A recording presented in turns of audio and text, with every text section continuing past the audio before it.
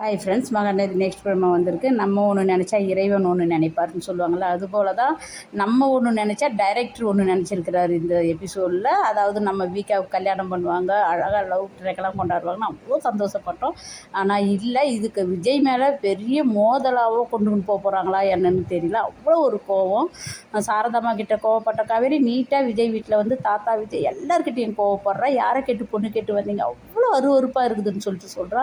இந்த அருவருப்புன்றது ஒரு கஷ்டமான வார்த்தை. இதை யூஸ் பண்ணுறா. பின்னாடியே நம்ம விஜயும் போயிட்டு உன்னை பொண்ணு கேட்டு வந்த விஷயம் எனக்கு தெரியாது காவேரி, சாரி கேட்குறா. இந்த இடத்துல நம்ம விஜயும் மைண்ட் வாய்ஸில் ஃபீல் பண்ணுறாரு, நீ அப்படியே தாண்டி இருக்க, மாறவே இல்லை, உன்னை நான் எப்படி சரி செய்ய போகிறேன்னு சொல்லிட்டு அவர் 2 கையை நீட்டி அப்படி ஆக்ஷனோடு செய்கிறாரு. நல்லா இருந்தது இந்த இடத்துல.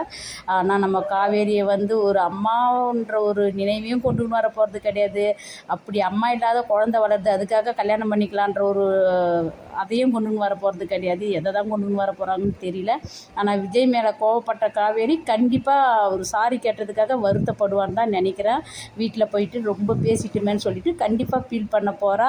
ஆனால் எனக்கு தெரிஞ்சு விஜய் வந்து குழந்தைய அதிகமாக கூட்டிமை காட்டாமல் காவேரி கிட்டே இருந்தாருன்னா கண்டிப்பாக காவேரிக்கு என்ன அம்மு வரவே இல்லை, அம்மா பார்க்க முடியலையேன்னு சொல்கிற ஒரு வருத்தம் இருக்கும். அப்போ அம்மா தேடி வருவா. ஆனால் இதை எப்படி கொண்டு வந்து போகிறாங்கன்னு நம்ம எபிசோடை பார்த்து தெரிஞ்சுக்கலாம். Bye by.